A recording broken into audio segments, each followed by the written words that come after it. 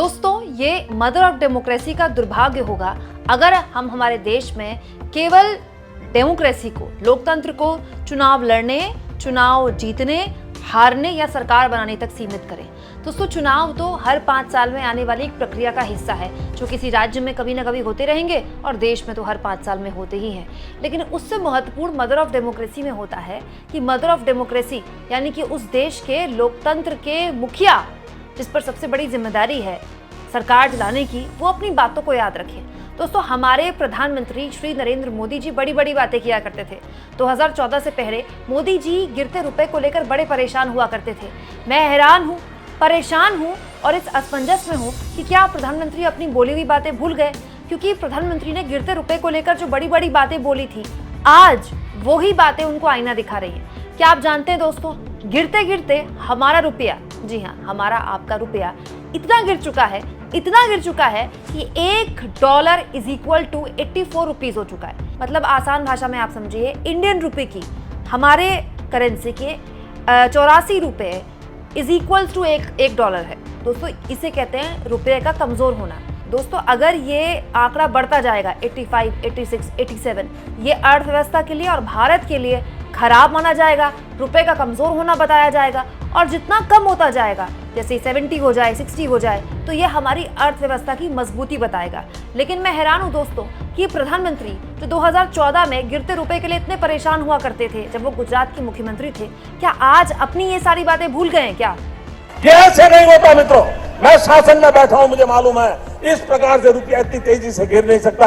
अरे ये नेपाल का रुपया नहीं गिरता है, बांग्लादेश की करेंसी नहीं गिरती है, पाकिस्तान की करेंसी नहीं गिरती, श्रीलंका की करेंसी नहीं गिरती। क्या कारण है हिंदुस्तान का रुपया पतला होता जा रहा है?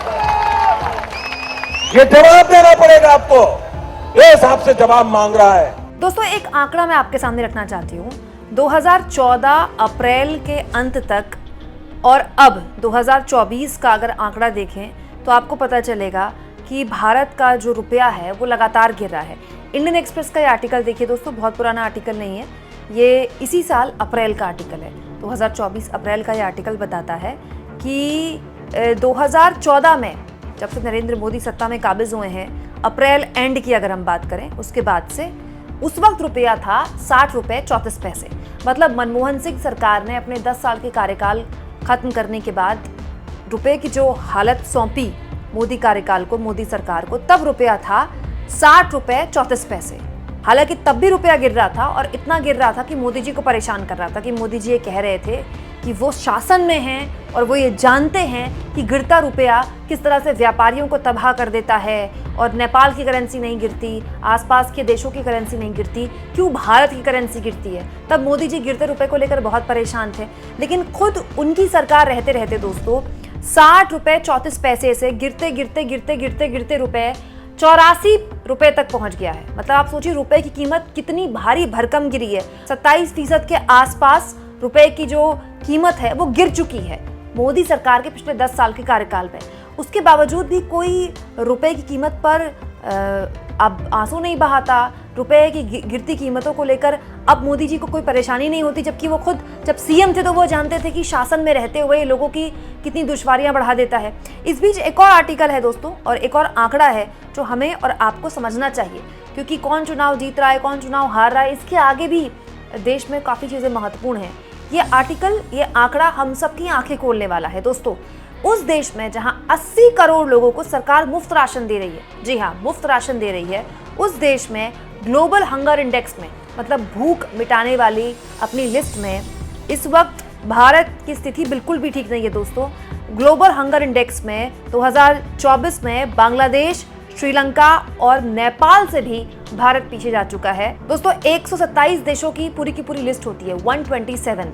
और जानते हैं भारत को इस पे किस नंबर पे रखा गया है? 105वें नंबर पर। 105वें नंबर पर है भारत। हाँ, ये बात सही है दोस्तों कि नेपाल या फिर बांग्लादेश या फिर श्रीलंका जो हमारे पड़ोसी मुल्क हैं, उनसे जनसंख्या हमारी बहुत ज़्यादा है, तो उनसे हम कंपैरिजन नहीं कर सकते। लेकिन फिर भी एक देश के तौर पर तो हमारे लिए बड़ी शर्मिंदगी वाली बात है ना दोस्तों, जिस देश में 80 करोड़ लोगों को सरकार मुफ्त राशन दे रही है, जिस देश में मोदी जी खुद अपने चुनावी सभा में कहते हैं कि उन्होंने 25 करोड़ लोगों को गरीबी रेखा से बाहर निकाला है। 25 करोड़ लोग गरीबी रेखा से बाहर निकाल दिए मोदी जी ने। 80 करोड़ लोगों को मुफ्त राशन दिया जा रहा है, तो फिर ये भूखे जो लोग हैं, इसकी वजह से ग्लोबल हंगर इंडेक्स में हम 105वें नंबर पर हैं, कौन लोग हैं दोस्तों? तो अमूमन कोई आदमी अगर सेब ना खा पाए, संतरा ना खा पाए, अंगूर ना खा पाए, क्योंकि काफ़ी महंगे फल होते हैं, वो आदमी सोचता है मैं केला तो खा लेता हूँ, क्योंकि केला अमूमन बाकी फलों से सस्ता माना जाता है। वो केला भी नवरात्र के इस मौके पर 80 किलो के पार जा चुका है। केले के लिए माना जाता है, हालांकि केला दर्जन में आंका जाता है, लेकिन इस आर्टिकल में 80 किलो पार लिखा है केला। इसके अलावा दोस्तों सेब 120 रुपए किलो बिक रहा है। आप टमाटर पूछ लीजिए अपने आसपास, टमाटर 120 रुपए किलो मैंने खरीदा है एक दिन पहले। हो सकता है कि आपके आसपास 100 रुपए किलो या उसके आसपास ही मिल रहा हो। सच्चाई यह है दोस्तों कि महंगाई अपने चरम पर है। हालत ये हो गई है कि हर नवरात्र में जब फल और सब्जियों की खपत ज़्यादा होती है, महंगाई और बढ़ जाती है, और ये हर साल के बहाने हैं। दोस्तों हालत ये हो गई है कि आरबीआई के गवर्नर साफ तौर पर इशारा कर रहे हैं कि महंगाई पर लगाम लगाना बहुत ज़रूरी है।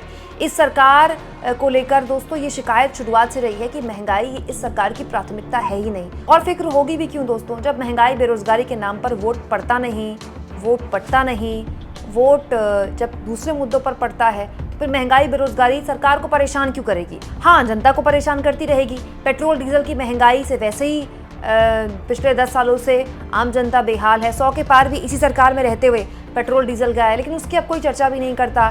महंगाई अपने चरम पर है, इसकी कोई चर्चा नहीं करता। ग्लोबल हंगर इंडेक्स में हमारी स्थिति 105वें नंबर पर है, 127 देशों के आंकड़े में, इस पर कोई चर्चा नहीं करता। कोई चर्चा नहीं करता। मोदी जी को उनकी बोली हुई बात याद दिला दें कि मोदी जी गिरते रुपए को लेकर कितना परेशान हुआ करते थे। आज रुपया अपने रिकॉर्ड स्तर पर गिर गया है दोस्तों। आज़ाद भारत के इतिहास में कभी भी $1 के मुकाबले 84 रुपया कभी नहीं गिरा है।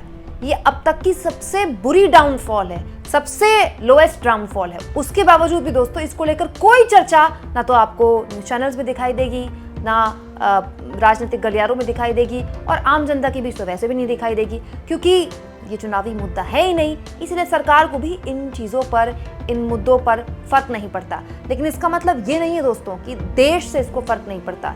इसका मतलब ये नहीं है कि देश के लोग इससे परेशान नहीं होते हैं। दोस्तों ग्लोबल हंगर इंडेक्स में इससे पहले भी मोदी सरकार के रहते हुए जब भारत का प्रदर्शन खराब था, तो स्मृति ईरानी ने एक अजीबोगरीब बयान दिया था। इस पर बिना उनका नाम लिए कांग्रेस की स्टार प्रवक्ता सुप्रिया सुनीत ने कहा, ग्लोबल हंगर इंडेक्स में भारत की रैंक 2014 में 55वें नंबर पर, 2024 में 105वें नंबर पर, 2024 में कुपोषित आबादी 13.7%। सरकार के कान पर जूं नहीं रेंगेगी। बीजेपी की नेत्री कहेंगी, सवेरे से फ्लाइट पर थी, कुछ खाया भी नहीं, मैं भी ग्लोबल हंगर इंडेक्स में शामिल हूं। दोस्तों आप इस मुद्दे पर क्या सोचते हैं? कमेंट बॉक्स में जरूर लिखें, और जितना हो सके चैनल को शेयर करें, सब्सक्राइब करें, और थैंक्स और ज्वाइन के ऑप्शन से अगर आप चाहें तो कुछ आर्थिक मदद भी चैनल की जरूर करें।